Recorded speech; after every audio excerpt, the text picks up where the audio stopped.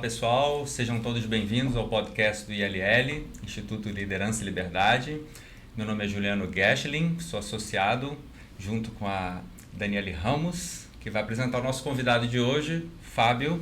Isso, legal, obrigada Juliano, eu sou Daniele Ramos, também sou associada ao ILL. E hoje a gente tem o prazer de receber o Fábio Marchese. Um profissional que é multifacetado, que transita com maestria entre o mundo corporativo e as iniciativas voltadas para o bem-estar, mas é um advogado de formação, também empresário, atuando no ramo aí da saúde, da tecnologia, atua no projeto do Blue Zones, que foi uma iniciativa para transformar cidades em ambientes de longevidade, qualidade de vida. Mas o que muita gente não sabe a respeito do Fábio é que, além de ser um italiano, ele também é samurai. Mas o que desperta nele é essa paixão em conectar ideias, né, em prol de pessoas e um propósito maior. E além de ser um entusiasta aí de ética, disciplina, trazendo sempre essa importância e esse propósito de forma integrada. Então, deixa a palavra contigo. Obrigado de novo por aceitar nosso convite. Obrigado pelo convite, Dani. Obrigado, Juliano. Que delícia estar aqui com vocês. Agradeço a toda a liderança, a toda a diretoria do Instituto Liderança e Liberdade. Estou muito feliz de estar aqui para a gente bater esse papo. Mas a questão do samurai, as pessoas às vezes ficam assim, e muita gente conecta, assim, mas o que faz um executivo e que também navega pelo mundo do samurai?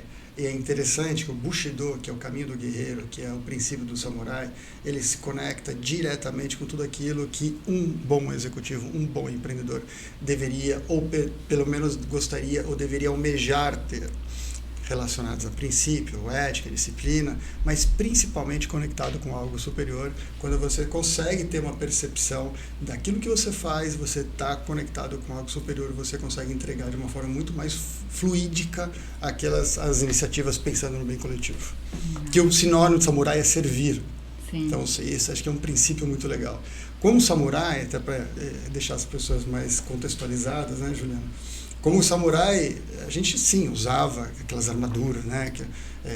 O bogo, a gente usa aquela coisa do capacete, a armadura mesmo, as lutas aconteciam com espadas de bambu, tá? Mas principalmente, independentemente dos movimentos, dessa questão da luta, que muita gente gosta dessa parte mais performática do samurai, mas a filosofia por trás. Então, assim, o Instituto Niten, que é onde eu fiquei durante 10 anos, ele preserva muito as raízes desse caminho do samurai, o caminho do guerreiro, do Bushido. Então, muito mais do que simplesmente a gente... Eu não ando por aí com espada para fazer defesa pessoal, né? Então, é muito mais uma questão relacionada a uma expansão de consciência, uma evolução espiritual, uma evolução filosófica e principalmente uma questão comportamental condizente, pensando no servir, que é o sinal de samurai, e no coletivo. Tem muitas coisas relacionadas a samurais legais aqui para a gente complementar e poder contribuir nesse bate-papo. Acho até que o Juliano pode, né? Até com relação à yoga, que vocês dois também têm em comum, né? E eu acho que ele trazendo isso para o lado também do empresário, do autoconhecimento, né? De se centralizar, enfim. Sim. É que geralmente quando a gente traz alguma tradição assim da antiguidade, né? De uma prática, né? Tem o yoga, tem o samurai, a gente tem de repente uma polaridade, assim. Então o samurai geralmente está associado à defesa, né? Mas também ao ataque. Como é que mais ou menos a balança é essa de autoconhecimento da prática samurai, um equilíbrio entre essas duas coisas, entre o horizontal e o vertical, que geralmente você falou que está conectado com todo para agir conectado com o vertical para agir no horizontal, né? Isso. E, ao mesmo tempo defesa e ataque, como é que... A defesa e o ataque, os dois eles fazem parte de um mesmo movimento de manobra para você poder construir uma evolução. É sempre em busca de algo evolutivo. Então, de vez em quando você defende, de vez em quando você ataca, mas não no sentido de luta, né? A luta ela vem para você representar algo muito maior. Então, lógico, né? Historicamente, os samurais veio para poder defender o imperador, tem toda uma questão de uma luta tradicional. Ao passar dos anos, vamos pegar o suprassumo do princípio samurai, é absolutamente filosófico, espiritualizado e muito bem colocado, é muito mais conectado com o eixo Y, ou seja, o superior, a relação vertical, do que a horizontal. Isso é interessante, quando você pauta muito a sua vida, as suas condutas, mais estruturados numa relação vertical, é impressionante como a sua convivência no horizontal, ou seja, nas questões mundanas, para não ficar assim tão complexo, mas você entenda assim, no dia a dia você tem relações horizontalizadas, né? Então eu me relaciono com as pessoas no tempo e espaço, então a gente consegue medir isso quando a gente fala de uma forma horizontal. Cada uma dessas etapas que você tem, ou seja, cada segundo, se você pautar cada segundo numa relação vertical, você vive muito mais em profundidade do que em extensão. Quando você vive muito mais em profundidade, a extensão é como se fosse uma consequência com qualidade. Por isso que muitas vezes, quando eu falo de vida de qualidade ou qualidade de vida, eu prefiro muito mais usar o termo vida de qualidade, que você consegue individualizar e você considera o tempo. Apesar de muita gente falar de longevidade como uma coisa de extensão, mas a longevidade ela só se dá quando você vive em profundidade, que a consequência disso é uma longevidade em extensão. O tempo se mede, assim, o tempo em extensão, ele se mede em quanto que você se desloca em direção a uma evolução humana, ao seu ideal humano. Então, quanto que você se desloca em direção ao ideal do ser humano mesmo, do reino nominal, é aquilo que é o tempo de qualidade, que é o tempo real que a gente deve medir. Então, o samurai ajuda muito nesse sentido, porque o tempo todo a gente está pautado nessas questões de profundidade. A relação, vou fazer uma brincadeira aqui para vocês se contextualizarem um pouco questões práticas fora do dojo, né? Fora da luta propriamente dita. Que é muito legal, quando a gente saía para fazer o birudo. O birudo é o happy hour do samurai, tá? Quando a gente saía para fazer o birudo, não tem esse negócio de cada um pegar assim, vou pegar minha cerveja, serve, e aí Dani, e aí Ju, beleza, tal, e toma. Isso não existe. Eu posso ter tomado 30 cervejas, eu posso estar totalmente alterado, mas eu vou o tempo todo observar se o copo do outro está pela metade e um serve o outro. E quando você serve com duas mãos, mostrando o rótulo. O que a gente chamava de 2.0 do samurai, é o kata 2.0. Quem recebe, não é que assim, eu estou falando com o Juliano, aí a Dani vai me servir, serve aí, ela está me servindo. Não, eu percebo também que ela está me servindo, eu olho para ela, dou um gole antes, ok, ela pode me servir. Porque também quem recebe, o fato de você se atentar para quem está te servindo mostra que estamos todos conectados num elo, numa corrente para criar uma rede unificada de apoio mútuo. Que esse é o princípio do samurai, servir, e você nunca vai ficar com o copo vazio. Legal. Eu lembrei agora um pouco da questão vocês tomam chimarrão. Né? Que tem um pouco também dessa cultura, sim, você quando você está servindo, sempre é a mesma pessoa que serve, é sempre a mesma cuia, então tipo assim, você termina de tomar e aí a pessoa te serve o próximo, então ela vai circulando sempre numa mesma ordem, então também tem um ritual, né? Agora eu só não sei se tem alguma origem em relação a quem sabe a mesma linha ali, mas é bacana entender um pouco mais dessa cultura, né? Sim. Sentido de comunidade, né? De estar todo mundo compartilhando o fogo e a cuia, né? Tem sempre, geralmente, em volta da fogueira, você vai passando. Tem uma charge do Kino, o autor da Mafalda, né? Que tem uma roda de gauchos, né? E cada um passando a cuia tem um fio de baba ligando cada gaucho. E a legenda é: estamos todos interligados. Né? Interessante. Não conhecia isso. E tem tudo a ver, acho que, com o nosso tema, assim, também, em relação, né, a essa questão de se conectar, de liderança, de respeito, de integração.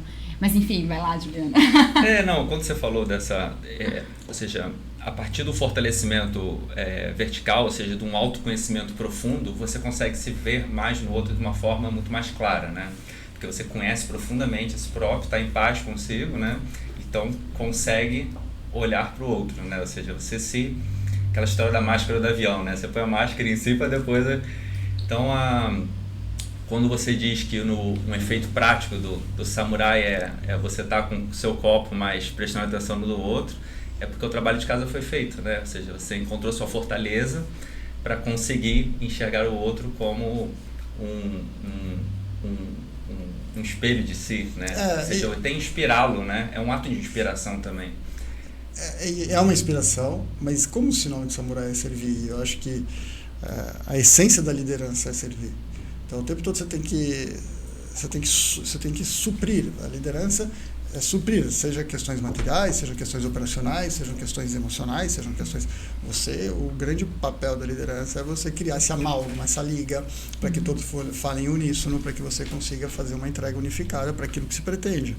No samurai também não é diferente, tá? A gente tem que entregar coisas de integridade, coisas de caráter, coisas fundamentais da vida, que isso é mais importante do que qualquer outra questão. Por isso que tem o tal do harakiri no samurai, que é você fazer, lógico, simbolicamente, umas questões relacionadas àquilo que eu cometi de equívoco no caminho e aquilo que não está condizente ao samurai. Eu deixo de ser um samurai a partir do momento que eu faço o harakiri, porque eu não estive, não honrei, mas deixa de ser, você termina de uma forma honrosa. Tudo isso, quando você conecta com a liderança, faz todo sentido, porque você precisa ter essa percepção também. Vulnerabilidade, tudo isso, ela faz parte, permeia para que você tenha uma flexibilidade na sua conexão. Você falou do espelho, olhar para o outro, isso daí faz... Outro dia eu vi uma reflexão muito legal, que é quando você olha para o espelho e você vê que teu cabelo está desarrumado, você nunca vai lá e penteia o espelho. Então, tem uma questão muito interessante que a gente, ao longo da jornada no samurai, as meditações todas são feitas, ou seja, tudo que existe de busca de expansão de consciência, cada item no mundo que nos incomoda, literalmente é um espelho daquilo que você está emanando. Então, quando você olha no espelho, teu cabelo está desarrumado, você vai lá e penteia o seu cabelo, não penteia o espelho. Então, um pouco isso, às vezes a gente percebe que é muito mais fácil achar que é a culpa do outro. É uma frase do Raul Seixas, evita o aperto de mão de um possível aliado, porque o tempo todo você está terceirizando o culpa, que é muito mais fácil, alivia o nosso peso. E eu acho que essa questão da autorresponsabilidade, de você criar habilidades autogeradas, de uma autorresponsabilidade pelo seu ambiente, a gente tem uma parte assim que eu acho fantástico. Eu vou emendando uma coisa, vocês me interrompam. Tá? Aqui, ó, eu vou conectando e eu me sinto confortável com vocês aqui. E assim, tem uma parte que o amor, para mim, como grande... Para mim é a grande liga, vamos dizer assim, a grande promessa de busca de referência dos últimos 2 ou 3 mil anos que a gente tem. E às vezes muito mal interpretado, sempre pensando no amor passional, sempre pensando no amor de posse e propriedade. O amor, na sua principal mensagem trazida pelo grande Jesus Cristo, o grande avatar, uma grande liderança, né? Ele trouxe o amor ágape para que a gente perceba o outro de uma forma real. Perceber o outro, quando você olha, não é só olhar, você tem que perceber. A empatia, uma visão empática, não é simplesmente se colocar no lugar do outro, é se colocar no marco psicológico do outro. Pô, o Juliano está aqui, não é só me colocar no lugar dele, é me colocar no marco psicológico, onde ele se encontra, diante da própria percepção dele, em relação a como que ele está hoje, no aspecto emocional dele, com a vida particular, familiar, profissional. Quando você tem essa habilidade de fazer esse espelhamento direto, para se colocar no marco psicológico dele, você começa a se tornar muito mais sensível e percebe que nós todos estamos conectados. Então, essa visão que muito trouxe por esse grande filósofo e grande líder espiritual que fala para a gente sobre o amor ágape, é uma grande referência para a gente seguir, de você olhar para o outro e falar assim, sim, cara, a gente tem que amar mais o outro do que... Óbvio. A questão da máscara, ela é fundamental. Quando cai a máscara, você põe primeiro em você e depois no outro, porque você precisa estar alinhado. Aí, conectando um pouco, né? Seja iniciativas de oração, iniciativas espirituais, iniciativas de meditação, cada um achando a sua forma para se auto-equilibrar. O mais legal é que quando você se auto-equilibra, você não tem que pensar em se equilibrar para ali ser um fim. Ali tem que ser um meio. Então você põe a máscara primeiro em você como um meio para ser a finalidade de você contribuir para o coletivo, de você ajudar os outros. Então quando você acha o seu ponto nevrálgico, o seu ponto de equilíbrio, você faz a sua homeostase biológica ou até espiritual ou sutil, você consegue estar apto para poder cuidar de todo mundo que está ao seu entorno, coletivo, família, de uma forma mais erga omnes ou mais estrito sensu, você consegue ajudar isso de uma forma com mais coerência. Então o amor ágape vem muito para colocar isso. Cara, sim, a gente tem que olhar o outro, é uma destituição do ego como predominante da sua manifestação egóica. Eu gosto tanto de chocolate, eu gosto tanto de chocolate, mas eu convivo com a Dani, e a Dani, eu já cedi 30 mil vezes para a Dani, porque ela sempre quer comer queijo. Eu não gosto de queijo, eu gosto de... Gente, é umas questões tão mesquinhas que a gente fica preocupado, que é aí que eu acho que essas questões a gente tem que buscar algo superior, algo verticalizado, e que o amor ágape fala assim, gente, se eu realmente sinto um amor pelo ser humano com quem eu convivo, seja uma relação afetiva ou não, você não vai se preocupar com questões, eu sempre cedi aqui, já cedi 1000 vezes, isso é uma questão egóica. Então o amor ágape, ele passa muito por isso. Avançando um pouco mais, eu vou pegar um gancho, vocês estão me deixando liberar, vocês estão... Eu já tô com uma perguntinha aqui, já me trouxe um gancho interessante. Uma coisa que eu acho fantástica aqui, que eu muita falei gente... que era perigoso juntar vocês dois. Uma coisa que me empolga, sabe, Dani, que eu acho muito, muito incrível, assim. Outro dia eu estava com minha mãe, eu tive assim, sabe aquelas... Muita gente, durante muito tempo, foi colocado, e isso é uma interpretação minha, passiva a erros, enganos, naturalmente, que é uma reflexão minha, mas muita gente colocou Nietzsche como o oposto do amor de Jesus, ou do amor ágape, porque ele promoveu muito esse amor fati, o amor da sua vida, e colocou como se fosse uma oposição, porque ele fala de coisas relacionadas a questões dramáticas da vida, etc. Tal. É que ele causa mais impacto. Outro dia eu estava assim, cara, amor fati, é amor aos fatos da vida. Essa coisa mais linda é uma evolução desse amor ágape. Porque, falando assim, amar o outro já é difícil, muita gente tem dificuldade. Amar o inimigo, então, nossa, mas temos que amar até o inimigo, fantástico. Já acho que é um grande salto, que poucos conseguem. Agora, amar os fatos da vida, fantástico, né? Você tem que amar os fatos, olha que lindo isso. Então, Nietzsche trouxe essa proposta. Amar os fatos, você vai amar aquilo que você discorda, aquilo que te causa constrangimento, aquilo que você te causa quase que uma ojeriza, mas se você buscar elevar a tua frequência vibratória, entrar numa coerência cardíaca com relação a questões fundamentais da vida, numa relação verticalizada, você vai amar aquilo que você discorda. Então você não concorda com injustiça, você não concorda com miséria. Olha que doido, você tem que amar isso. Você fala assim, como é que eu vou amar a miséria? Como é que você vai amar a injustiça? É a mesma coisa com relação às pessoas, fica mais fácil. Eu não vou amar em partes o Juliano, só aquilo que ele é legal comigo. Eu não vou amar em partes a Dani, só aquilo que é legal comigo. Fica fácil, né? Delícia fazer isso. Você ama o conjunto como um todo. A vida é a mesma coisa. Você tem que amar o trânsito. Muita gente vai dizer, mas sei lá em São Paulo, como é que você fica? Gente, a coisa mais deliciosa é você estar no trânsito e falar, estou vivo, estou vivendo, estou com a minha presença, a minha presencialidade exercitando ali. A memória da eternidade na finitude, né? Ou seja, você não perder essa percepção de que você está o tempo todo, né? Com a memória viva daquilo que realmente importa, né? Você carrega o seu tesouro para todo lado, então qualquer problema fica minimizado, né? E o mistério se aceita o mistério, né? Dos problemas e dos desafios, ou seja, se agradece por ter discernimento, de se ver como instrumento de melhora, de mudança, e põe aquilo como sua moeda de valor real, né? Ou seja, o resto tudo vira nominal, ou seja, o valor real está no seu olhar, né? Essa questão da eternidade, para mim, acho fantástico, vai abrir uma outra vertente, mas só para não fechar, só para eu concluir essa questão aqui do amor, do Nietzsche, né, o amor fati, que é interessante, só para não ficar a coisa solta.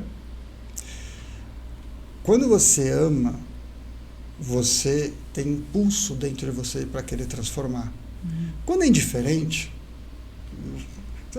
aquela pessoa é indiferente a mim. Ela está passando dificuldades, mas você não tem impulso, isso faz parte de uma natureza nossa que não deveria, uma tendência nossa ruim. Por que a gente tem que amar a tudo e a todos? Ou seja, tudo que acontece e a todos. Porque daí isso não significa você aceitar. A aceitação é um passo para a transformação. A aceitação faz parte do amar. Porém, você não precisa concordar. E ao não concordar, não basta você também não concordar e ficar, legal, não concordo, mas o que eu vou fazer? Vou ficar reclamando, vou ficar criando grupos para a gente se encontrar e ficar reclamando da vida. Fulano não presta, aquele governante é ruim, não sei o quê, o presidente da empresa não me deixa. Reclamando, aqueles bandos. Não, você tem que... Você está trazendo, reclamando. Quando você ama, Dani, você tem um impulso dentro de você para querer ser protagonista da transformação. Isso é muito lindo, que eu acho que a grande sacada que é o passo seguinte que o amor fati tem como consequência. Ao amar, você não concorda e você não vai ficar parado, porque você tem impulso, você tem uma propulsão interna de querer fazer a transformação. Como você ama uma pessoa, você não vai deixar, eu amo a Dani, mas a Dani, que se Dani, não estou nem aí, não. Você vai querer ajudá-la porque você ama. E aí conecta agora, para não perder o ponto, da eternidade que você falou. A eternidade não está depois, a eternidade está no agora. Sim. Aí você falou. Então você, no seu dia a dia, você consegue fazer uma eternidade quando você vive nessa verticalidade, porque o eterno é agora. Quando você para, quando você consegue fazer com que aquilo que eu te falei a respeito da horizontalidade, uma forma do tempo percebida, ela é a forma tradicional, onde você vive em extensão, considerando o tempo em extensão. Mas quando você consegue fazer com que, de certa forma, o tempo pare, é mais ou menos isso, você vive na eternidade no momento presente. Então, a cada momento em profundidade, você consegue fazer com que a eternidade seja agora. Por isso que viver o momento presente, uma das vezes eu estava batendo papo com a monja Cohen, e ela falava muito disso, né? Sobre o viver o momento presente, que é viver em profundidade. E a eternidade é o oposto do tempo, isso que é lindo. A eternidade não está lá no final da vida, a eternidade está agora. Você vive a eternidade agora se você considerar a profundidade do momento presente e a vida de uma forma intensa. Eu não sei se eu vou te interromper, acrescentar ou não, mas eu acho... porque as informações que vocês têm, né, e o conteúdo, é mais ou menos que nem assim, tipo, a gente vai vivendo a vida de um jeito, tipo, né, tipo, transformando e caindo, levantando, enfim. E aí tem aquela história de que às vezes tu vai para uma viagem e tu só pensa no destino, mas a jornada para chegar naquela viagem, ela é tão importante quanto o destino. Então, e nós, né, que às vezes não passamos por esse processo de autoconhecimento, informações, enfim, vamos só vivendo, a gente vai pensando muito na chegada do destino e não vive a jornada. E aí, a partir do momento que, pelo menos eu tô meio que tentando traduzir, assim, que o quão importante é a gente perceber que esse momento do agora é justamente essa jornada para chegar naquele destino, mas sem saber que o destino vai ser necessariamente aquele que a gente imaginava. Porque coisas podem acontecer ali, né? E aí eu acho que isso que tu fez e tudo que tu vem estudando e, né, esse projeto que tu participou em relação à vida de qualidade, né? Quando a gente realmente se conecta nisso e estuda e aquilo, acho que vocês dois de alguma forma falaram isso pra mim em algum momento em relação a essa fome de conhecimento, que de certa forma eu posso também imaginar que seja esse amor por algo que a gente busca ali, né? Enfim, eu imagino que possa traduzir nesse sentido mais singelo, sabe? Imaginam que eu vou, com todo esse acúmulo, esse acervo de conhecimento, me complexificando. E, na verdade, você vai tendo uma simplificação da sua visão de mundo, né? Eu falo para as pessoas geralmente isso. Para mim fica tudo mais simples porque você consegue fazer esse discernimento do que é do plano horizontal, do que é do plano vertical, né? A Dani comentou esses arquétipos da viagem, geralmente terminam na origem, né? Você pega a Odisseia, né? Tem toda a viagem, ele fica com saudade de casa o tempo todo, né? A ideia de paraíso perdido, de saudade do paraíso, ou seja, geralmente essas grandes sagas, ou até o Kung Fu Panda, né? Que a fórmula mágica era um espelho, né? Não sei se você lembra do desenho animado. Então, geralmente é a volta a si mesmo, ou seja, a saga horizontal, ela termina no próprio eixo, né? E dentro da metáfora da cruz, eu gosto de repetir, já comentei isso aqui no LL, na palestra minha inaugural, esse contraste do ágape com pathos, né? E essa separação, meu professor de yoga falava muito, assim, foi um grande salto que eu dei, assim, de compreensão, estudando Vedanta. Que é ágape e pathos, só para contextualizar. Eu vou pro yoga que é mais fácil da maioria para entender, né? Que a dor do corpo é muito diferente do sofrimento da alma. Assim, você pode ter uma alta dor no corpo sem que a alma esteja sofrendo, né? E aí o ágape que você comentou, né? Você trouxe o conceito de ágape como o amor o amor pela própria vida, o amor divino, o amor do dom que te foi dado da vida consciente, né?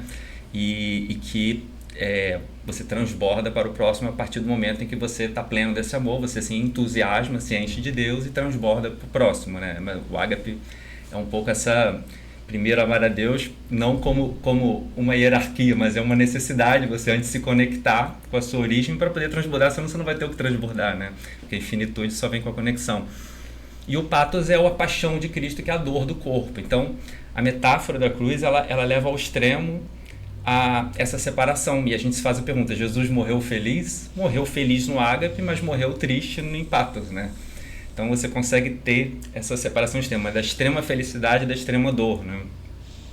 E aí, o que eu acho muito rico, muito rico nos evangelhos, aí eu vou na Bíblia em geral, né, pegando essa metáfora da cruz que a gente puxou, e puxando um pouco para essa ideia do liberalismo, que é o outro polo ali do Instituto, né, Liderança e Liberdade. A gente já está meio que trazendo o quanto que o autoconhecimento é importante para ser um bom líder e esperar pessoas, né? E dentro do meu interesse particular, mais que é o libertarianismo, né?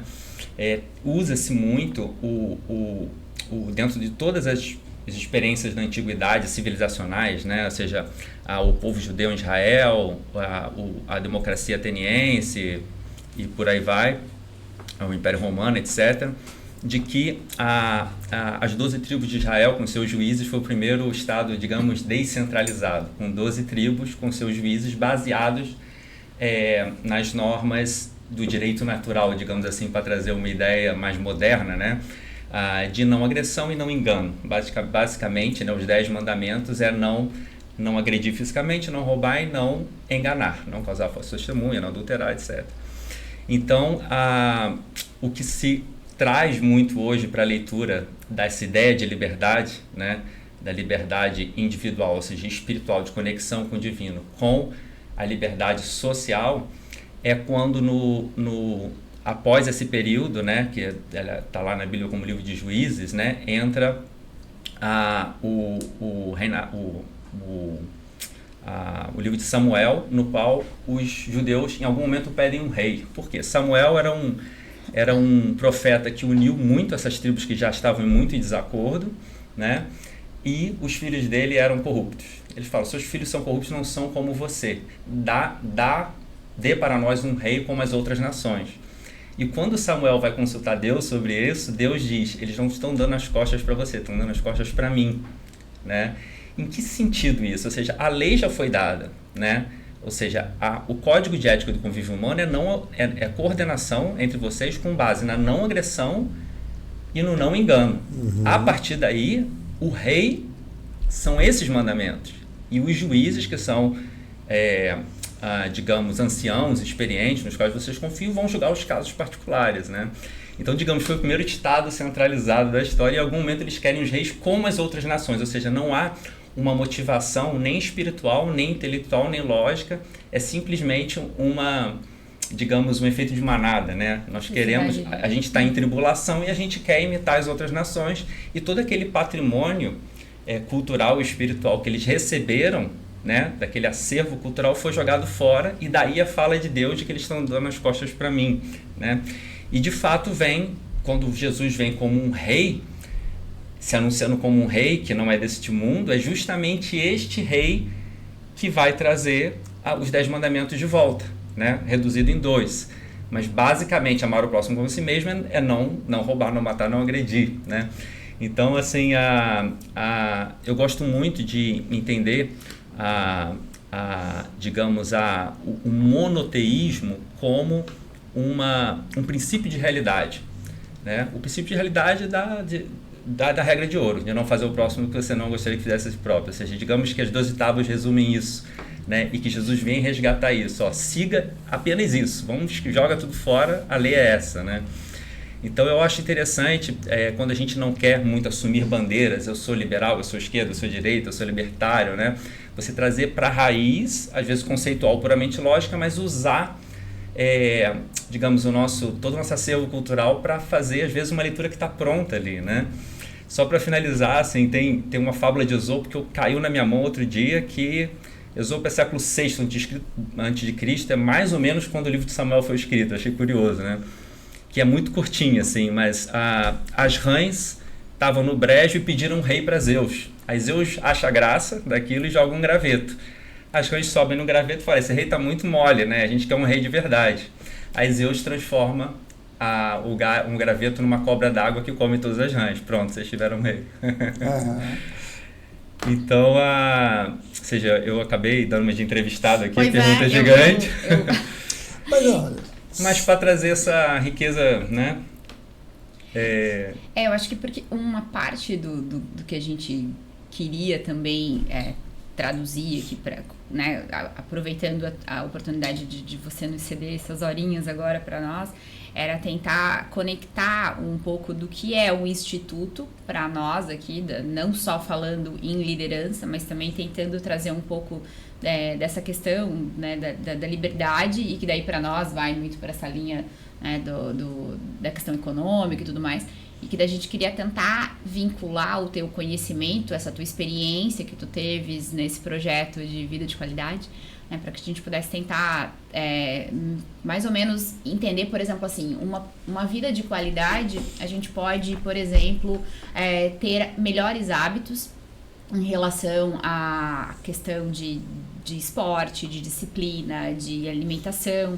E aí, isso acaba que se você tem uma qualidade de vida, ou uma vida de qualidade, a chance de você precisar do Estado no sentido de uma questão de saúde, ela teoricamente vai ser reduzida, né? Então, eu não sei se nesses estudos e toda essa tua experiência com o projeto de vida que você leva, não necessariamente o projeto que em algum momento você participou, né? Se você também concorda com isso, porque uma das nossas ideias é de aprender que às vezes a gente não precisa desse pedido de um rei. Nós somos maiores e juntos a gente pode, de alguma forma, no coletivo e com comunidade e de associativismo. Lideranças naturais, não coercitivas, né? A gente pode... E aí a gente aprendendo isso, né? De se cuidar e ao mesmo tempo não vai... Eu dei o exemplo aqui de alimentação e qualidade de vida para não precisar de médicos e tudo mais. Mas quantas outras coisas que esse grupo grande vivendo... teria menos estado, por exemplo, assim, né? Não sei se tu consegue me ajudar a melhorar que não é nenhuma pergunta, né? Eu entendi. Mas então, não, que bom. Acho que aqui é legal, o seguinte, juntando um pouco do que vocês falaram, assim, quando quando você serve a algo superior, você reina no inferior. Então, quando você pega a essência daquilo que se necessita para você ter referências de grandes princípios, a gente consegue com facilidade reinar aqui eu vou te dar um exemplo agora, conectando um pouco, eu fiz essa introdução puxando um pouco, ele falou com o que você está trazendo. Eu brinco com relação à vida de qualidade, que isso não fui eu, isso aí eu roubei, eu plagiei do Clóvis de Barros Filho. Legal.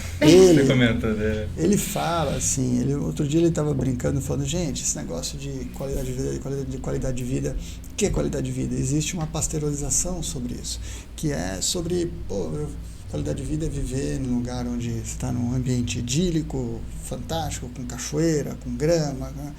Só que tem gente que tem alergia à picada de pernilongo, tem alergia à grama, não gosta do frio, não gosta... Então, assim, isso pode ser qualidade de vida de uma forma pasteurizada, ou seja, virou pasteurizante, virou massificada, mas isso a gente tem que olhar de uma forma individualizada e perceber isso. Então, perceber o ser humano é você servir a algo superior, e aí você começa a ter esse omoyari, que no samurai é a percepção sobre o outro, aquela visão empática. Então, aqui a gente começa a conectar um pouco das nossas conversas que chegamos até aqui, e a gente chega nesse ponto no que diz respeito a gente olhar individualmente o que cada um precisa de uma forma empática verdadeira. Então, quando a gente pensa que o ambiente ele pode interferir nos nossos hábitos, e isso acontece, e a gente tem... Quando você tem um rei, que você comentou, a gente veio de uma estruturação histórica paternalista, em que a gente tinha que ter uma estrutura piramidal. Então a gente precisa de um paternalismo, assim, eu quero que venha um grande... Salvador, um czar, um rei, um imperador que venha salvar toda essa nação né? Então a gente tem essa coisa de esperar um ídolo que venha para nos salvar, porque a gente vem de um construto histórico de a gente precisar sempre de alguém, e a gente fica aqui e fala, não vejo a hora. Enquanto isso a gente vai ficar aqui criticando quem está lá. E o que você falou com muita propriedade, a gente, até em termos de transição planetária e evolução, a gente está passando por um momento mais incrível da humanidade, e nós somos grandes privilegiados, todos que estamos aqui hoje, vivendo a maior transformação da história da humanidade. Isso é maravilhoso. Também vejo dessa forma. E a parte da tecnologia que nos faz a percepção que estamos todos conectados em rede, a gente precisou de um device, de um software, de um hardware para falar assim, olha que legal, a Dani está no Japão, então estou conectada a ela, estamos todos conectados. A gente precisou disso para recordar algo que os grandes líderes espirituais sempre souberam, que a gente nós estamos conectados, todos estamos conectados. Nós precisamos de uma inteligência artificial para nos mostrar que fazer perguntas é o que é a grande sacada evolutiva. Fazer perguntas. Sócrates fazia isso há 4.000 anos andando pelo ágora, fazendo perguntas e não afirmando e não sentenciando. Então a gente está trazendo através da tecnologia muitas coisas na nossa evolução para nos recordar coisas que a gente havia perdido. E quando a gente entende isso, a gente saiu de uma estrutura, então, piramidal, onde a gente espera um grande salvador, para uma estrutura horizontalizada, onde estão todos em rede, estamos conectados e, naturalmente, somos todos corresponsáveis por aquilo que te desagrada ou que agrada. Então, você se torna protagonista da transformação quando você se torna autorresponsável. Todas as vezes que eu tive oportunidade para falar para as pessoas ou convocar as pessoas para pensar em termos de qualidade de vida de qualidade, de hábitos saudáveis, de wellness, bem-estar e assim por diante, não espere que façam por você. O grande princípio disso tudo é você criar grandes conexões de comunidade para que você seja o protagonista, para criar a liga entre todos e você ser um grande incentivador e responsável para poder envolver a todos, para todo mundo ter um hábito saudável. Não é você passar por aí e ficar fazendo lavagem cerebral daquilo que você acha que é bom. Olha, você está comendo muito, está comendo pouco, não faça isso. Não é você ficar lacrando dessa forma. Mas existem alguns princípios que daí, independentemente do que acontece nas questões matéria, ou se você gosta disso ou daquilo, comer Y ou X, mas quando você serve a algo superior, conectando o início dessa minha exposição, quando você serve a algo superior, na hora que você cascateia para o inferior, basta você ter princípios relacionados às questões verticais, de valores relacionados ao amor. Então, por isso que o amor, quando a gente volta, vira uma coisa muito, quase que pueril, quase que as pessoas tiram, se perdeu o valor do amor, porque às vezes eu tenho amor por chocolate, né? Eu tenho amor por pessoas, eu tenho amor, tudo é amor, enquanto que a força do amor é uma das coisas mais significativas que a gente deveria considerar. Existem centros de energia no nosso corpo, né? Então tem vários centros de energia que promovem essa conexão a gente com o mundo mais sutil, e cada qual representado e densificado na matéria, e cada órgão ele tem uma representação específica disso. Por que o amor ele está aqui? Ele é o pontífice entre a Terra e o céu, entre os centros de energias inferiores para os centros de energias superiores. Ele está representado aqui exatamente no caminho do meio. Então você tem o amor como o grande pontífice para nos unir e para unir com o divino, para a gente se conectar com o reino posterior, um reino angelical, alguma coisa assim. Porque senão a gente existe ainda uma inclinação, Dani, muito para os reinos anteriores. A Monja Coen me corrigiu quando eu falei isso com ela. Não são reinos anteriores. Então eu vou obedecer como ela falou. São reinos paralelos. O reino animal, vegetal e mineral. São os reinos vibracionalmente, vamos dizer assim, inferiores no seu sentido para conseguir a gente perceber em termos evolutivos. Então, como a gente tem todos esses reinos potencialmente dentro de nós, se a gente ocupar o nosso reino hominal, ser humano, a gente não precisa, por exemplo, e nós estamos aqui nós somos a representação máxima do amor, por isso que temos um mestre como Jesus que nos ajudou a entender o que é o amor como um pontífice para algo superior. Então nós estamos vivendo um momento da humanidade como um ser humano que deveríamos ocupar esse momento para ser amor, não é sentir amor, é ser amor. É o tempo todo ser amor e irradiar isso de uma forma verdadeira, mesmo que isso possa parecer piegas. Tenha coragem de ser amor. Não tenha vergonha de ser amor. Você pode estar no meio de uma reunião de negócios e ser amor. Você está no meio de uma reunião de liderança, tomar decisões executivas e ser amor. O teu ímpeto, você fazer downloads de decisões intuitivas, isso é ser amor. Então, até nesse momento, Juliano, que nós estamos agora numa transição legal de evolução, que a gente saiu daquela história piramidal para uma questão mais em rede, até nossas tomadas de decisões são menos paternalistas e mais intuitivas. A gente tem que dar mais vazão ao sutil das nossas decisões, inclusive quando você está numa liderança, numa empresa. Essas questões de você tomar decisões baseadas em intuição, lógico, com todos os dados que estão à disposição, por isso que a tecnologia está reservando para o ser humano, para que ele possa ser mais ser humano, e deixe que os dados, a inteligência artificial e a tecnologia trabalhem por você. Agora, a parte intuitiva, como uma vez...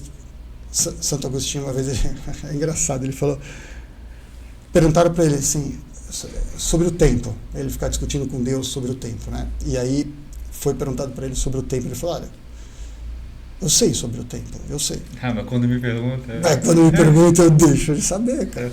É uma coisa, então ele foi um dos precursores da percepção intuitiva sobre o mundo. Isso nos ajuda muito a gente a valorizar as nossas tomadas de decisões focadas em quando você se conecta com algo superior, você vai ter uma decisão muito mais acertada, direcionada para aquilo que é necessário para o coletivo.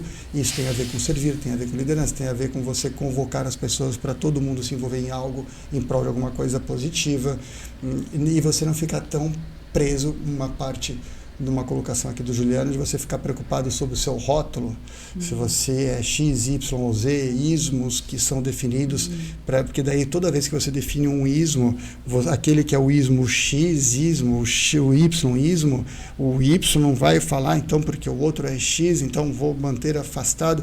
A gente tem essa questão, parece que quase que quase que o nosso egoísmo faz com que você afaste o outro só porque ele pensa num outro tipo de ismo. E acabei de falar, a coisa mais ignorante é a gente afastar, a gente tem que unir. Então, acho que, inclusive, isso quem fala é Helena Blavatsky, o maior mal do mundo é o egoísmo. Está por trás de todos os males. Então, a gente tem que pensar em termos de união. Então, eu acho que se eu pudesse escolher hoje assim, uma grande mensagem de liderança, é o tempo todo promover o bem coletivo através do amor e união, que não deixa de ser o retorno ao Uno, que é o motivo que a gente veio aqui para interagir e fazer o retorno ao Uno, a nossa busca. Por isso que a gente precisa compartilhar, estar junto, rede, conexão, e fazer isso tudo que vocês promovem, inclusive no Instituto Liderança e Liberdade. Legal. Até, eu acho que tu falou em tempo e a gente está com o nosso tempo se esgotando aqui, e eu imagino que a gente poderia fazer uma versão 1, 2, 3 desse papo, né? Mas como a gente tem um tempozinho já definido, e eu sei que tem muita coisa para falar, a gente vai ter que ir para as mensagens finais já. Não sei, Juliano, se tu teve de todas as coisas que a gente conversou aqui para falar com o Fábio, queres falar algo antes, né, para a gente já se direcionar para o nosso final do podcast, porque... Sim. Não, eu acho que para mim, assim, a grande coisa que hoje se consolidou é algo que eu já venho sentindo, que eu coincido demais com o Fábio,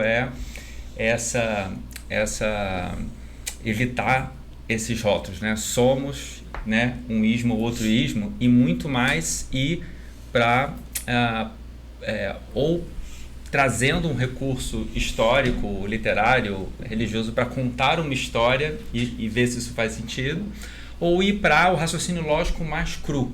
Então você, por exemplo, né, fazer um binômio de liderança natural e liderança coercitiva, né? O que faz mais sentido, o que gera trabalhar a natureza dos incentivos, etc., né? Ou seja, trazer a discussão não para uma escola política bem definida, mas para trazer para os elementos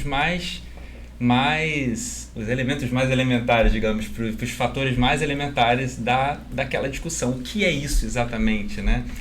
Do que a gente está falando exatamente quando a gente vai falar de Estado, por exemplo, né? E trazer, né, a ideia de que todo mundo possa experimentar na sua vida enquanto princípio, né? Ou às vezes trazer por exemplo, uma história dessas que todo mundo conhece, sendo religioso ou não, né? Você trazer uma historinha dessa, ou seja, das rãs ou de Cristo, comparando ali as duas, você vai ver que eu acho muito interessante, assim, não vou me alongar, mas de quando a literatura, em vez de ser aquele monte de coisa que parece que você tem um acervo gigante de histórias, você traz uma sensação de algo que perdura ao longo da história toda e que você já pensou um dia e que, na verdade, todos os seres humanos já pensavam, né? Borges sempre diz, né? Um ser humano é todos os seres humanos, porque todos pensaram a mesma coisa, né? A literatura tem uns 5, 6 fios de histórias que só variam, né? Então, acho que essa abordagem... Porque, assim, o que é o ILL, né? O que é o seu trabalho, às vezes, né? Dentro do amor? É inspirar pessoas a participar daquele tesouro que você descobriu no seu eixo vertical, você quer espalhar aquilo, né? E isso entra digamos, na rede da realidade, que tem múltiplas variantes de poucos conhecimentos, né? Você pegar as virtudes cardeais ali de sabedoria, coragem, temperança e justiça, tudo se baseia nisso, como agir na multiplicidade com esses 4 elementos, né? Então, eu acho que você concorda comigo? Que, ele digamos, fala que ele não quer se alongar, mas vai. Não, mas você entendeu o que eu quero dizer? Eu acho que a gente pode reduzir essa reunião, assim, do tesouro dessa reunião, realmente a gente buscar ir para os conceitos fundamentais que todas as culturas trazem igual, né? Não estou falando de diálogo interreligião, mas são as mesmas coisas traduzidas em outras palavras, né? Você pegou a Blavatsky, né? Ela vai vai falar em Atma, em Buddhi, em Manas, ou seja, você vai ver temos correspondência em grego e hebraico, é tudo igual, né? A estrutura humana, os chakras. Então, assim, eu acho que a internet pela primeira vez, né? Que você falou, o plano horizontalizou, o ser humano nunca se comunicou diretamente. De pensar Sócrates e Jesus morreram por fake news, né? Basicamente. Então, pela primeira vez, a gente está se comunicando e todo mundo está vendo, digamos, princípios humanos universais nascendo de todos os lados. Todo mundo está falando a mesma coisa há anos, né? Ou seja, o autoconhecimento nunca teve na moda, né? Tão em alta, pessoas jovens deixando de ir para balada para fazer curso de autoconhecimento. Assim, a gente nunca teve, né, uma popularidade tão grande. Então, assim, eu compartilho do seu otimismo e dessa sua ideia de não chegar e se apresentar com rótulos, mas trazer, né, princípios mais universais para caracterizar o que você pensa, sabe, o que você defende. O otimismo, para mim, assim, que eu estou falando, Juliano, Dani, é um otimismo que não é um otimismo irresponsável. Né? Assim, acho que é legal que às vezes as pessoas pensam no otimismo, mas você está vendo ali um monte de situações, você não passa dificuldades, você não tem dissabor, você não tem momentos de tristeza. Óbvio que eu tenho minhas baixas de potência, tenho minhas baixas de energia, eu tenho meus pensamentos negativos, ser humano normal. Então, penso coisas desesperadoras, penso coisas ruins, tudo normal. Óbvio, é o quanto tempo você perdura com esses pensamentos. É o quanto tempo você reage com isso. Então, a vida te traz, a vida ela é opressora, ela traz as situações desafiadoras. E eu fico triste, eu tenho... O quanto tempo eu permaneço nesse estado, que eu acho que a gente deve ter um centro gravitacional de busca de princípios fundamentais para que você não deixe com que isso perdure, sabe, Dani? Isso é muito legal, porque em termos em termos práticos, para quem está querendo fazer a diferença no mundo, é fazer com que todos os dias seja um grande encantamento. Piegas, bregas, ele fala assim, sim, porque a gente criou um rótulo negativo sobre isso, como se você quisesse se esconder da realidade. Mas essa é a realidade. A realidade é linda. Tem um monte de coisas que às vezes a gente recebe e vira meme. Né? Eu não vou citar um agora mais recente que está acontecendo, mas que é legal, e a gente fala desses memes, e a gente participa desses memes, e a gente fala a indignação desses memes que estão acontecendo. Mas quando você faz isso pela 4ª vez e você publica ou compartilha isso. Isso aconteceu recentemente. A hora que eu estava compartilhando, eu falei assim, gente, como é fascinante a mente humana. É uma forma de ver a mesma coisa, só que você começa a perceber o quão relevante e misteriosa é a mente humana. Uma vez eu estava fazendo uma analogia com um amigo meu que estava querendo empreender, e ele vinha de um mundo corporativo, mas de uma forma muito resumida, eu falei, olha, você está acostumado a andar daqui até aqui, você tem tudo estruturado, você ali faz uma ligação, vem tudo, tal. De repente você vai sair dessa estrutura onde você pisa em terreno firme e você vai entrar na gravidade zero, vai te dar enjoo, tudo. É aqui onde você tem possibilidades de criar. É no imponderável. Então, você trabalhar o dia a dia naquilo que você não controla, no imponderável, no misterioso. Então, a mente humana ela é misteriosa. E você aceitar isso, e você conviver com isso, e amar isso, é o que te dá condições de você criar. Quando você está em modo delta alto, questões vibracionais assim do seu estado mental, você está em modo de luta, fuga, sobrevivência o tempo todo. Tem que trabalhar, tem que fazer, tem que entregar, quarter, tri, performance, beat, que você fica o tempo todo naquela forma muito automatizada. O Amit Goswami, que é um físico quântico indiano, que eu me identifico bastante, eu fiz em 2011 uma imersão com ele, com formação de ativismo quântico. Fiquei uma semana com ele. Ele fala muito do bidu, que é o ser, fazer. É muito legal isso. Então, durante a sua atividade do dia a dia, isso vai ao encontro até de questões relacionadas a recomendações para você ter uma atividade positiva em termos de vida de qualidade. É você, no meio do trabalho, você fazer pequenas pausas, cada um na sua forma de se conectar com algo divino ou algo superior.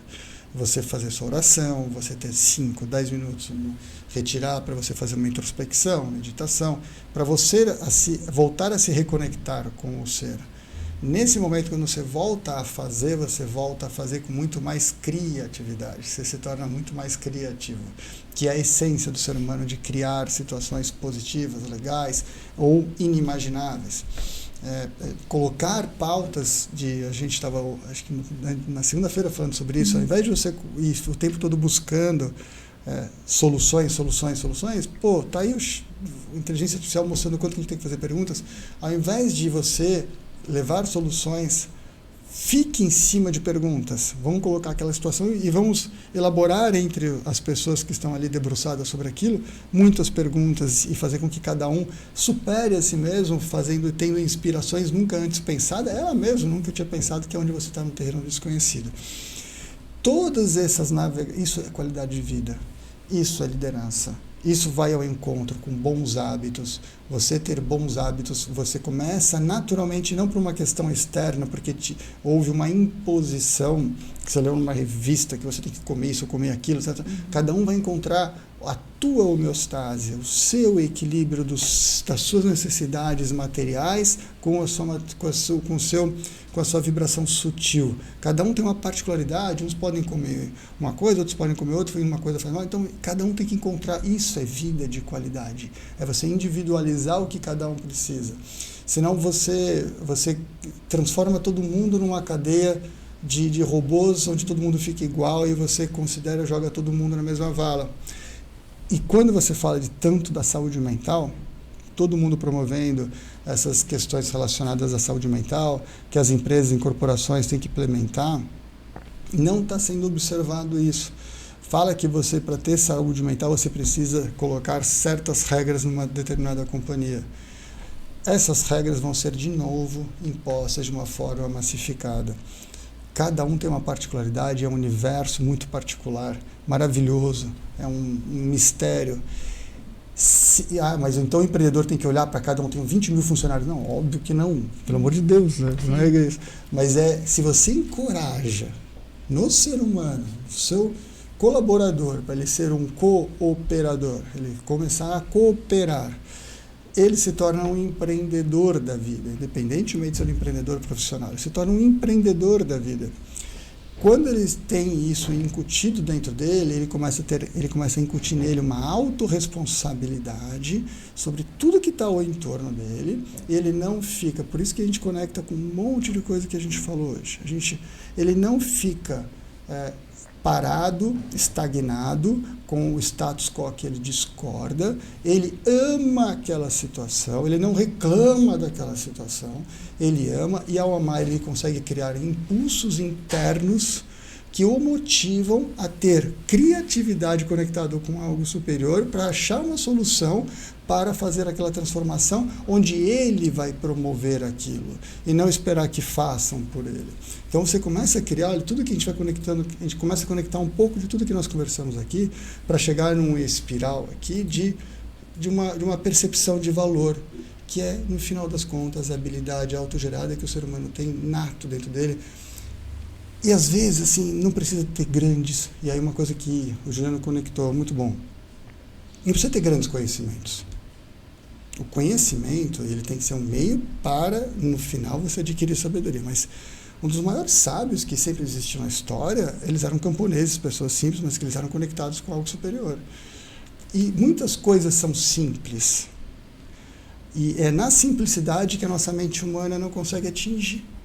Porque a gente gosta de ir para o complexo, a gente gosta de, nossa, tem um monte de situações aqui, vamos complicar.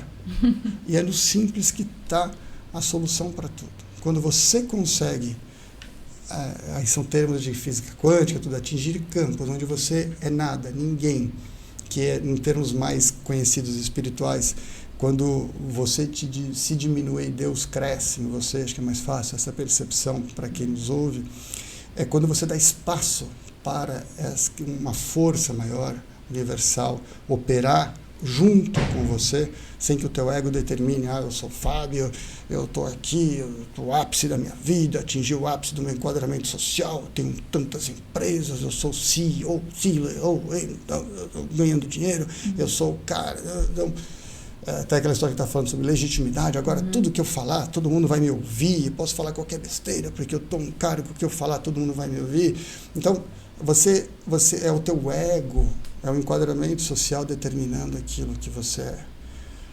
Quando você consegue perceber e não deixar que isso domine você vai aniquilando, diminuindo isso. Quando você se diminui no sentido egóico, Deus cresce em você, e aí você atinge o campo. E é nesse campo de todas as possibilidades, onde tudo pode ser real. Olha que doideira, assim, como é que eu estou de tempo aqui, querida? Vou concluir aqui, mas eu juro, a gente tem uma coisa linda que está acontecendo, essa união que está... Físicos, cientistas, hoje trazendo comprovações. Olha, o Google acessando o universo paralelo, não é mais uma coisa mística. O místico, a definição de místico é algo desconhecido. O desconhecido não é alguma coisa que a gente deve falar assim, não vou navegar por lá. Você deve estar no desconhecido, é no não controle. É onde está o mistério. A gente tem que aprender a navegar nesse mundo, que muda um pouco a concepção da estrutura piramidal, onde a gente controla tudo. Agora, nesse mundo da gravidade zero, você tem que estar seguro no desconhecido.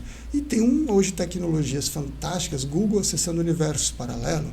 Não é que ele supõe, não é uma coisa mística no sentido... Não, ele conseguiu acessar o universo paralelo. Se existe uma questão acontecendo no universo paralelo, onde alguns princípios da física quântica mostram que a gente cria a nossa realidade, que a gente faz com que as coisas que acontecem na sua vida acontecem de acordo com o que você sente, como você está vibrando. A gente tem questões relacionadas à coerência, tem um termo chamado coerência cardíaca, que é o coração, ele emite ondas magnéticas e ele atrai, enquanto que o cérebro ele é elétrico, então ele emite, então você cria um fluxo aqui, isso tá também tudo isso é científico. Então quando você entende esse campo criado ao entorno, todas aquelas ondas de probabilidades de acontecer alguma coisa na sua vida, elas são colapsadas, ou seja, elas deixam de ser ondas e se tornam algo fático naquilo que acontece na sua vida, muito acompanhando o que você sente. Você diminui o princípio da incerteza, né? Você traz mais para o seu lado, digamos assim, pensando quanticamente. A incerteza ela é o que nos dá a possibilidade de a gente criar aquilo que era inimaginável. E é na incerteza que a gente tem que navegar. E aqui muda uma série de coisas relacionadas àquilo tudo que se acreditava. E eu acho que essa transição planetária que é a grande sacada. E aí você fala assim, Fábio, beleza, e um resumo disso tudo, né? O resumo disso tudo é o início da conversa. Nada é diferente em relação a tendo o amor como ponto fulcral, que é o grande centro gravitacional das coisas, que acontece como um pontífice para algo superior. Você tem dúvida? Vai ali, consulta. Se aquilo que você está fazendo está te levando a uma direção da humanidade, está te levando para uma direção de evolução, se está a um ideal humano, porque daí todo o resto cascateia para uma solução. Você não tem que mais se preocupar em montar a ONG para salvar a baleia azul, porque não vai ter mais extinção da baleia azul se o ser humano exercer a sua humanidade em plenitude, não vai matar um mico-dourão, o leão dourado, ou acabar com as terras da Amazônia, desflorestar, não. Você não vai criar desigualdades tão brutais como a gente tem hoje, porque se você exercitar a sua humanidade na busca constante do ideal humano, em todas as suas relações, você não vai mais precisar desses ajustes de rotas para você poder depois fazer as correções e criar leis até para isso, que aí começa a criar os ismos e as grandes separações. Então, acho que dá para aqui, com essa rápida exposição, fazer um fechamento de tudo que a gente conversou. Com hoje. certeza. Bom, acho que é só agradecer, né, Juliano? Sim, muito legal. Tudo que você trocou de informação conosco. Acho que nem precisamos mais fechar com nenhuma palavra, porque já foi além do nosso tempo, e acho que o que tu falou agora também foi sensacional para a gente já encerrar e deixar aqui os convites, né, para os nossos associados. Aliás, não os associados, né, os associados já sabem disso, mas as pessoas que nos acompanham nas redes sociais, que realmente curtam, né, tanto o nosso LinkedIn quanto o Instagram, o nosso canal no YouTube. Agora em setembro a gente vai ter um fórum aqui em Joinville, onde traremos também empresários, lideranças, e aí abrimos também a oportunidade de novos associados participarem conosco nessa segunda jornada, porque nós abrimos esse credenciamento, digamos assim, 2 vezes por ano. Então, em setembro, a gente vai ter esse fórum aberto para a comunidade, e é uma oportunidade das pessoas participarem conosco nesses eventos depois fechados, né, interagindo e aprendendo, enfim. Então, acho que é isso. Muito obrigada. Quer falar alguma coisa? Não, muito obrigado aí pela presença, ótimo papo, daria para ficar horas, né? Obrigado, gente. Obrigado. Uma delícia esse papo. Legal.